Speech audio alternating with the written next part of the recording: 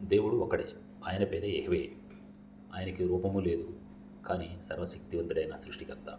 యూదులు ఆయనను నేరుగా పేరు పెట్టి పిలవరు, గౌరవముగా ఆదోనాయి లేదా హోషం అని పిలుస్తారు. ఈ యెహోవా దేవుడు మోషే అనే ప్రవక్తకు మౌంట్ సెనాయ్ అనే కొండ మీద దశాజ్ఞలు ఇచ్చారు. అంటే ఈ దశాజ్ఞలను ఏమంటారంటే 10 కమాండ్మెంట్స్ అంటారు అనమాట. ఈ దశాజ్ఞలను వీళ్ళు తూచా తప్పకుండా పాటిస్తారు. ఈ దశాజ్ఞలు చూద్దాం. ఇది జుడాయిజం మతం అనమాట, యూదులు పాటించేది. ఇజ్రాయెల్ను ప్రజెంటు పాటిస్తుంది కదా మతం, అది అనమాట. దశాజ్ఞలు ఏంటంటే, ఒకటి, నీకు నన్ను తప్ప మరో దేవుడు ఉండకూడదు. You shall have no other gods before me. ఇంకోటి రెండోది ఏంటంటే, నీవు ఎటువంటి విగ్రహము చేసుకోకూడదు, నన్ను రూపంగా ఊహించుకోకూడదు. Do not make dolls or bow down to them. మూడవది, నీ దేవుడైన యెహోవా పేరును వ్యర్థంగా పలకూడదు. Do not misuse the name of the lord. శబ్దాబ్దిని పరిశుద్ధంగా ఆచరించు. Keep Sabbath day holy. అంటే ఒక సాటర్డేని ఒక సెలవు దినంగా పాటించమని అనమాట.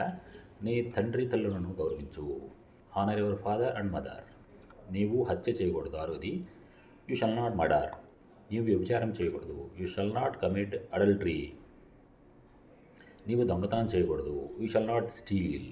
నీవు అబద్ధం సాక్ష్యం చెప్పకూడదు. You shall not bear false witness.